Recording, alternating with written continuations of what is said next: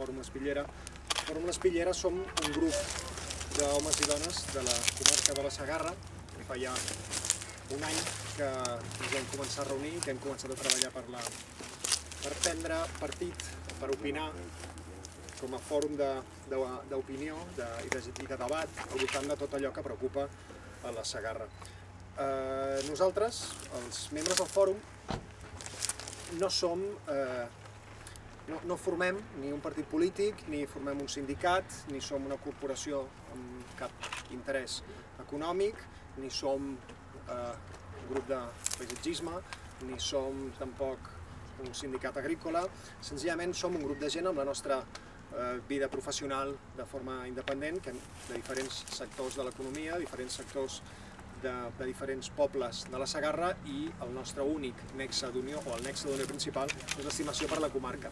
I és a partir d'aquesta estimació que debatem les diferents circumstàncies que tenen repercussió en la comarca. I així com ara fa uns mesos vam presentar un document sobre patrimoni, un document al voltant de la gestió del patrimoni i el patrimoni com a eina de desenvolupament de la comarca, doncs ara el segon gran tema que tractem és el tema del canal Segarra-Garrigues. Un assumpte d'una repercussió molt important per la comarca i un assumpte que, sens dubte, tindrà una forta influència en l'esdevenir de la nostra comarca. El que cal quedar clar és que bé, nosaltres tenim alguns membres del fòrum, som pagesos, i ens preocupem per la pagesia com un sector clau a la comarca. També tenim membres que són paisatgistes, que són naturalistes, també ens preocupem per la natura, ens preocupem també per la conservació del paisatge, especialment el paisatge com a identitat de la nostra comarca. I bé, avui el que hem fet, el que us presentem és aquest document en el qual, a partir de tots els valors de la comarca, doncs bé, donem la nostra opinió sobre la comarca i sobre el canal, i bé, i opinem a partir d'un seguit de punts que us exposaran.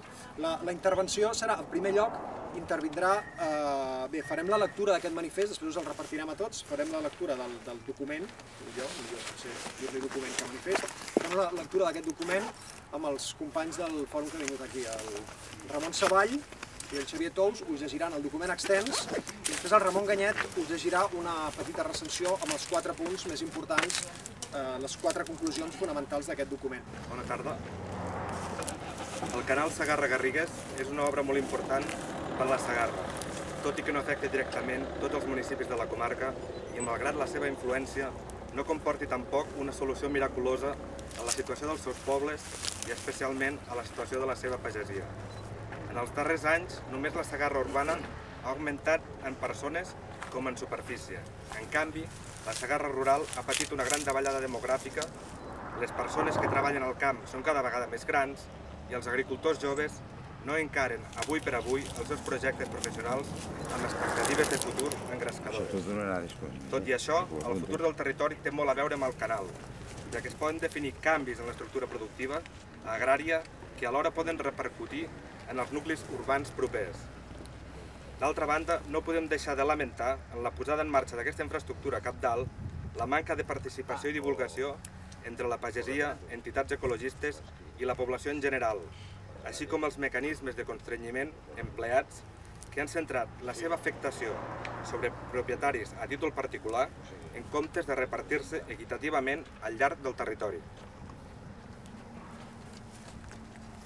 Per un desenvolupament equilibrat, una obra estratègica com el canal Segarra-Garrigues ha de contemplar tant la realitat actual com les potencialitats futures del territori, especialment en l'àmbit rural, en el paisatge i en les explotacions agropecuàries, per la qual cosa s'haurien de tenir presents els següents aspectes considerats en conjunt i en equilibri a curt, mig i llarg termini. En primer lloc, s'ha de potenciar el desenvolupament econòmic, tant en l'agricultura com en el sector serveis, especialment el turístic. S'ha d'escoltar els pobles, els pagesos, els ramaders afectats a l'hora de prendre decisions que afecten el territori i el seu futur, ja que la terra és el seu mitjà de vida. S'ha d'enfortir, mantenir o recuperar la vitalitat dels pobles, respectant i enfortint l'herència social i cultural, especialment el llegat de la cultura popular. S'ha de respectar el paisatge autòcton i alhora posar-lo en valor per garantir el seu futur, ja sigui en el marc d'una cultura humana que ha arribat fins als nostres dies, ja sigui com l'hàbitat de la seva avifauna. Les concentracions parcel·làries han de tenir en compte el medi natural, ecoconcentracions, i cultural, per tal de mantenir el paisatge segarrenc autòcton en el marc d'un desenvolupament rural integrat i sostenible. Així, s'han d'enllaçar i relacionar els espais naturals i patrimonials amb itineraris atractius, aprofitant la reordenació del terreny. A més, aquesta reparcel·lació ha de permetre millorar l'eficiència energètica, tant en l'ús de la maquinària agrícola com en l'ús de l'aigua de reg. Cal considerar la reducció d'emissions de CO2 que permet el canal Segarra-Garrigues, ja que cada hectàrea de regadiu transforma més del doble del CO2 en oxigen que la de secà. I per últim, s'han de recuperar els nivells freàtics en quantitat i qualitat, mitjançant el regadiu mesurat i la reducció de l'extracció d'aigua de boca i industrial. En aquesta recuperació, cal que les administracions locals col·laborin amb l'Agència Catalana de l'Aigua i tinguin una actitud exemplar en la gestió de les aigües de la seva competència. Una fermesa que no pot defugir de l'ordenació natural dels espais que estan dins les seves competències, tant pel que fa al manteniment com a planificació i control de l'ús del sòl. Després d'aquestes reflexions, en aquest document incloem unes conclusions que segueixen. Davant la incertesa que l'arribada del canal presenta avui a la comarca, cal la solidaritat de tota la gent del territori, pagesos i no pagesos, per assegurar el dret a l'ús de l'aigua en tota la superfície agrària afectada, amb les mesures ordenadores necessàries per preservar l'equilibri natural del territori.